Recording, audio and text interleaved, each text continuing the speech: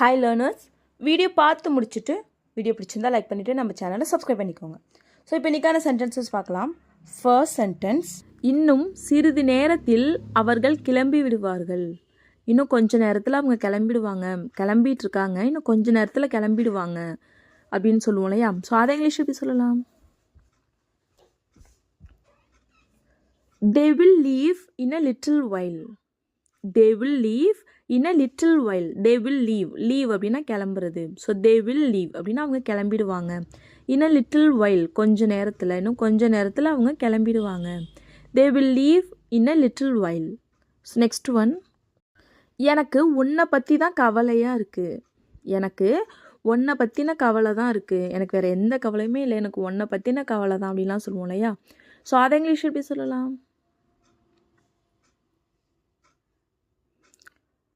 I'm only concerned about you. I'm only concerned about you. I'm only concerned. Concerned அப்படின்னா கவலையாக இருக்கிறது. ஓகேவா? So I'm only concerned about you. உன்னை பற்றி, எனக்கு உன்னை பற்றி தான் கவலையாக இருக்குது. I'm only concerned about you. So இங்கே கவலை அப்படிங்கிறது எப்படின்னா, ஸோ அக்கறையாக, ஸோ அவன் என்ன பண்ண போகிறானோ, இப்படி ஆயிடுச்சு, இதுக்கப்புறம் அவன் என்ன பண்ண போகிறானோ அப்படிலாம் சொல்லுவோம் இல்லையா? ஸோ அந்த மாதிரியான கவலையை நம்ம கன்சர்ன் அப்படின்னு சொல்லுவோம். ஓகேவா? ஸோ இதுவே எனக்கு இருக்கிற ஒரே கவலை நீ தான், நீ மட்டும் நல்லபடியாக இருந்துட்டா எனக்கு போதும், எனக்கு இருக்கிற ஒரே கவலை நீ தான் அப்படின்னு சொல்லுவோம் இல்லையா? ஸோ அதை இங்கிலீஷ் எப்படி சொல்லலாம்? My only concern is you. My only concern is you. My only concern, என்னோட ஒரே கவலை, is you, நீ தான், என்னோட ஒரே கவலை நீ தான்.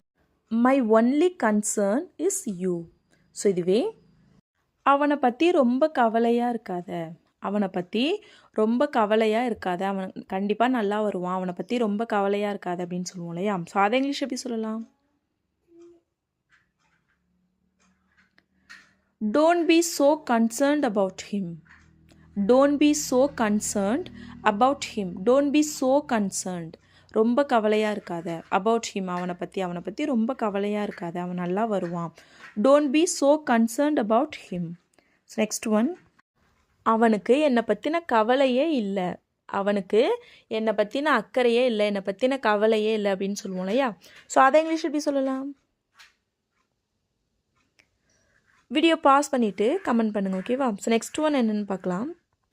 அவங்களுக்கு எப்போ கல்யாணம் ஆச்சு, அவங்களுக்கு எப்போ கல்யாணம் ஆச்சு, அவங்களுக்கு மேரேஜ் ஆகிடுச்சா, எப்போ கல்யாணம் ஆகிடுச்சு அப்படின்னு சொல்லி கேட்போம் இல்லையா? ஸோ அதை இங்கிலீஷ் எப்படி கேட்கலாம்? When did they get married? When did they get married? When did they get married? அவங்களுக்கு எப்போ கல்யாணம் ஆச்சு. ஸோ கெட்டிங் மேரிட் அப்படிங்கிறது கல்யாணம் ஆகிறது அப்படின்னு அர்த்தம். ஸோ கெட் மேரிட் அப்படின்னா கல்யாணம் ஆகிறது. எப்போ கல்யாணம் ஆச்சு அப்படின்னா காட், அவங்களுக்கு கல்யாணம் ஆயிடுச்சு அப்படின்னா காட் மேரிட், கல்யாணம் ஆகிறது அப்படின்னா கெட் மேரிட். ஓகேவா? So when did they get married, அவங்களுக்கு எப்போ கல்யாணம் ஆச்சு. ஸோ இங்கே ஆச்சுன்னா பாஸ்ட் தானே, இங்கே ஏன் கெட் யூஸ் பண்ணியிருக்கோம் அப்படின்னா நம்ம டூவை டிட்டாக சேஞ்ச் பண்ணிட்டோம். When did they get married. So இதுவே அவங்களுக்கு இப்போ தான் கல்யாணம் ஆச்சு, அவங்களுக்கு இப்போ தான் கல்யாணம் ஆச்சு, அவங்களுக்கு ரீசெண்டாக தான் கல்யாணம் ஆச்சு அப்படின்னு சொல்லுவோம் இல்லையா? ஸோ அதை இங்கிலீஷ் எப்படி சொல்லலாம்?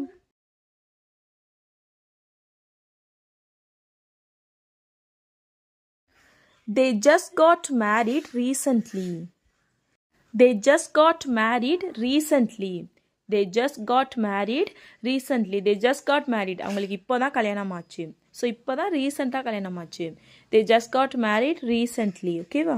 ஸோ நெக்ஸ்ட் ஒன், நான் உனக்கு எதுவும் நடக்க விட மாட்டேன்.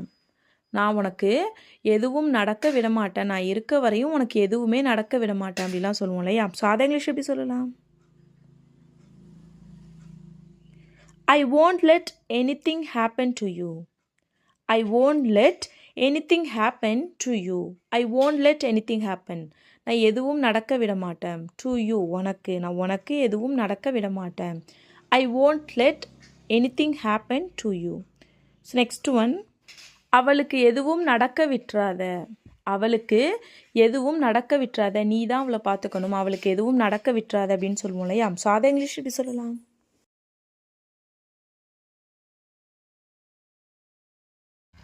Don't let anything happen to her. Don't let anything happen to her. Don't let anything happen. எதுவும் நடக்க விட்டுறாத. To her, அவளுக்கு எதுவும் நடக்க விட்டுறாத. Don't let anything happen to her. Next one. நான் வந்தப்போ அங்கே யாருமே இல்லை. நான் வந்தப்போ அங்கே யாருமே இல்லை. இதை இங்கிலீஷ் எப்படி சொல்லலாம்? No one was there when I came. No one was there when I came. No one அப்படின்னா யாருமே இல்லை. Was there அங்கே இருந்தது யாருமே இல்லை. When I came நான் வந்தப்போ அங்கே யாருமே இல்லை. No one was there when I came. So இதுவே நீ வந்தப்போ அங்கே யாராவது இருந்தாங்களா? நீ வந்தப்போ அங்கே யாராவது இருந்தாங்களா? இதை இங்கிலீஷ் எப்படி சொல்லலாம்?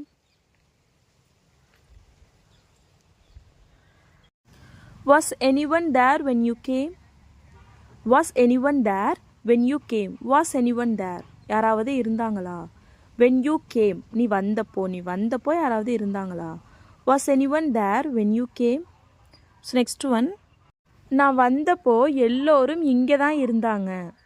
நான் வந்தப்போ எல்லோரும் இங்கே தான் இருந்தாங்க. இதை இங்கிலீஷ் எப்படி சொல்லலாம்?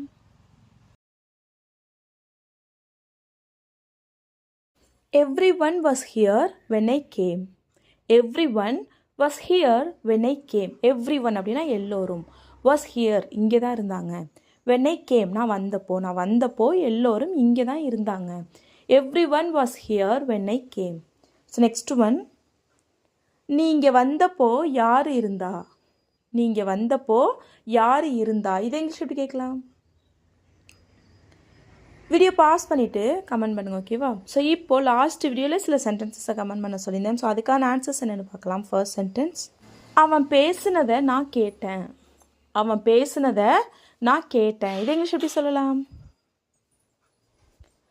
I heard him talking. I heard அப்படின்னா நான் கேட்டேன். Him talking அவன் பேசுனதை நான் கேட்டேன். I heard him talking. So next one. அவனுக்கு என்னை விட வயசு அதிகம் இல்லை. கம்மி தான். இதை இங்கிலீஷ் எப்படி சொல்லலாம்?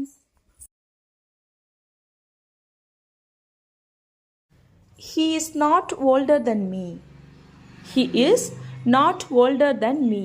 He is not older அப்படின்னா அவனுக்கு வயசு அதிகம் இல்லை. Than me என்னை விட அவனுக்கு வயசு அதிகம் இல்லை. ஓகேவா? நான் எல்லோரையும் சமமாக தான் நடத்துகிறேன். நான் பார்ஷியாலிட்டிலாம் பார்க்க மாட்டேன். நான் எல்லோரையும் சமமாக தான் நடத்துகிறேன் அப்படின்னு சொல்லுவோம் இல்லையா? ஸோ அதை இங்கிலீஷ் எப்படி சொல்லலாம்? I treat everyone equal. I treat அப்படின்னா நடத்துகிற விதம். ஓகேவா? ஸோ I treat நான் நடத்துகிறேன். everyone அப்படின்னா எல்லோரையும். equal அப்படின்னா சமமாக. நான் எல்லோரையும் சமமாக தான் நடத்துகிறேன். I treat everyone equal. So next one. இங்கே எல்லோருமே சமம்தான். இங்கே எல்லாருமே சமம்தான். இங்கே அவன் பெரியவன் இவன் பெரியவன்லாம் இங்கே கிடையாது. இங்கே எல்லாருமே சமம் அப்படின்னு சொல்லுவோம் இல்லையா? ஸோ அதை இங்கிலீஷ் எப்படி சொல்லலாம்? Everyone is equal here. Everyone is equal அப்படின்னா எல்லோரும் சமம். ஈக்குவல் அப்படின்னா சமம். everyone அப்படின்னா எல்லோரும் சமம் தான். ஹியர் இங்கே எல்லாருமே சமம் தான். ஓகேவா? So next one. அவன் எல்லாரையும் சமமாக நடத்த மாட்டான். அவன் நல்லா பார்ஷியாலிட்டி பார்ப்பான். அவன் எல்லாரையும் சமமாக நடத்த மாட்டான் அப்படின்னு சொல்லுவோம் இல்லையா? ஸோ அதை இங்கிலீஷ் எப்படி சொல்லலாம்? He doesn't treat everyone equal. He doesn't treat அப்படின்னா அவன் நடத்த மாட்டான். everyone அப்படின்னா எல்லோரையும். ஈக்குவல் அப்படின்னா சமமாக. அவன் எல்லோரையும் சமமாக நடத்த மாட்டான். He doesn't treat everyone equal. So next one என்னென்னு பார்க்கலாம். நீ என் மேலே கோபமாக இருக்கியா?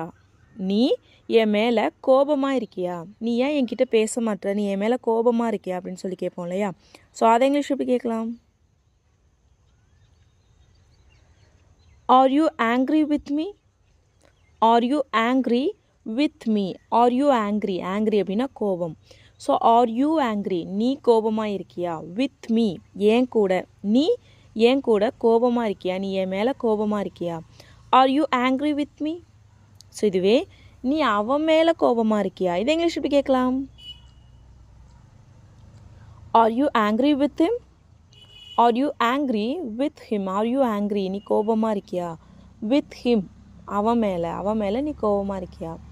ஸோ இதுவே நான் ஓ மேலே கோபமாக இருக்கேன், நான் ஓ மேலே கோபமாக இருக்கேன், நீ பண்ணது எனக்கு சுத்தமாக பிடிக்கல, நான் உன் மேலே கோபமாக இருக்கேன் அப்படின்னு சொல்லுவோம் இல்லையா? ஸோ அதை இங்கிலீஷ் எப்படி சொல்லலாம்? I am angry with you. I am angry with you. I am angry அப்படின்னா நான் கோபமாக இருக்கேன். வித் யூ ஓ மேலே நான் கோபமாக இருக்கேன். I am angry with you. So next one, நான் அவங்க மேலே கோபமாக இருந்தேன், நான் அவங்க மேலே கோபமாக இருந்தேன். இதை இங்கிலீஷ் எப்படி சொல்லலாம்? I was angry with them. I was angry with them. I was angry அப்படின்னா நான் கோபமாக இருந்தேன். ஆம் அப்படின்னா ஐ எம் அப்படின்னா நான் இருக்கேன் அப்படின்னு அர்த்தம். ஸோ ஐ வாஸ் அப்படின்னா நான் இருந்தேன். ஐ வாஸ் ஆங்க்ரினா இருந்தேன். வித் தெம் அப்படின்னா அவங்க மேலே, அவங்களோட நான் கோபமாக இருந்தேன். I was angry with them. So next one என்னென்னு பார்க்கலாம். அவளுக்கு மூக்குக்கு மேலே கோபம் வரும். அவளுக்கு மூக்குக்கு மேலே கோபம் வரும். அவள் எல்லாத்துக்கும் கோவப்படுவா. அவளுக்கு மூக்குக்கு மேலே கோபம் வரும் அப்படின்னு சொல்லுவோம் இல்லையா? ஸோ அதை இங்கிலீஷ் எப்படி சொல்லலாம்? She is very short tempered. She is very short tempered அப்படின்னா ஷார்ட் டெம்பர்ட் அப்படின்னா கோபம், அடிக்கடி டக்குன்னு கோபம் வரும் இல்லையா? ஸோ அவங்களுக்கு ஷார்ட் டெம்பர்ட் அப்படின்னு சொல்லுவோம். So she is very short tempered அப்படின்னா அவளுக்கு அடிக்கடி கோபம் வரும், அவளுக்கு வந்து மூக்குக்கு மேலே கோபம் வரும். ஓகேவா? ஸோ நெக்ஸ்ட் ஒன், அவளுக்கு சின்ன சின்ன விஷயத்துக்கெல்லாம் கோபம் வருது. அவள் சின்ன சின்ன விஷயத்துக்கெல்லாம் கோபப்படுறா. இதை இங்கிலீஷ் எப்படி சொல்லலாம்? She gets angry for simple things.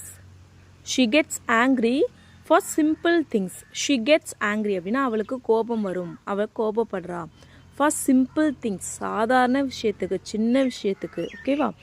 She gets angry for simple things. So இதுவே we can say it in another way. That is, she loses her temper for simple things. She loses her temper for simple things. She loses அப்படின்னா அவள் இழக்கிறா. her temper அவளுடைய நிதானத்தை, அவள் நிதானத்தை அவள் இழக்கிறா. for simple things சின்ன சின்ன விஷயத்துக்கெலாம் அவள் நிதானத்தை இழந்துடுறா. she loses her temper for simple things. ஓகேவா? ஸோ நெக்ஸ்ட் ஒன் என்னென்னு பார்க்கலாம். கொஞ்ச நேரத்துக்கு உன்னுடைய நிதானத்தை இழந்துடாத. கொஞ்ச நேரத்துக்கு உன்னோட நிதானத்தை இழந்துடாத, கண்ட்ரோல் பண்ணிக்க. கொஞ்ச நேரத்துக்கு உன் நிதானத்தை இழந்துடாத அப்படின்னு சொல்லுவோம் இல்லையா? ஸோ இதை இங்கிலீஷ் எப்படி சொல்லலாம்? வீடியோ பாஸ் பண்ணிவிட்டு கமெண்ட் பண்ணுங்கள். ஓகேவா? ஸோ நெக்ஸ்ட் ஒன் என்னென்னு பார்க்கலாம். தயவு செஞ்சு இதை மனசில் வச்சுக்கோ. தயவு செஞ்சு இதை மனசில் வச்சுக்கோ. இதை இங்கிலீஷ் எப்படி சொல்லலாம்? Please keep it in mind. Please keep it in mind. Please அப்படின்னா தயவு செய்து, கீப் இட் அப்படின்னா இதை வச்சுக்கோ, இன் மைண்ட் மனசில். தயவு செஞ்சு இதை மனசில் வச்சுக்கோ. Please keep it in mind. So next one, தயவு செஞ்சு நான் சொல்கிறத மனசில் வச்சுக்கோ. தயவு செஞ்சு நான் சொல்கிறத மனசில் வச்சுக்கோ. இதை இங்கிலீஷ் எப்படி சொல்லலாம்? Please keep what I say in mind. Please keep what I say in mind. Please அப்படின்னா தயவு செஞ்சு, கீப் அப்படின்னா வச்சுக்கோ, சேத வாட் ஐ சே நான் என்ன சொல்கிறனோ, நான் சொல்கிறத, இன் மைண்ட் மனசில், நான் சொல்கிறத மனசில் வச்சுக்கோ. Please keep what I say in mind. So next one, அவன் சொன்ன எல்லாமே எனக்கு ஞாபகம் இருக்குது. அவன் சொன்ன எல்லாமே எனக்கு ஞாபகம் இருக்குது, நான் எதையுமே மறக்கலை. அவன் என்ன சொன்னானோ அது எல்லாமே எனக்கு ஞாபகம் இருக்குது அப்படின்னு சொல்லுவோம் இல்லையா? ஸோ அதை இங்கிலீஷ் எப்படி சொல்லலாம்? I remember everything he said. I remember everything he said. I remember அப்படின்னா எனக்கு ஞாபகம் இருக்குது. ரிமெம்பர் அப்படின்னா ஞாபகம் வச்சுக்கிறது. ஸோ ஐ ரிமெம்பர் எனக்கு ஞாபகம் இருக்குது.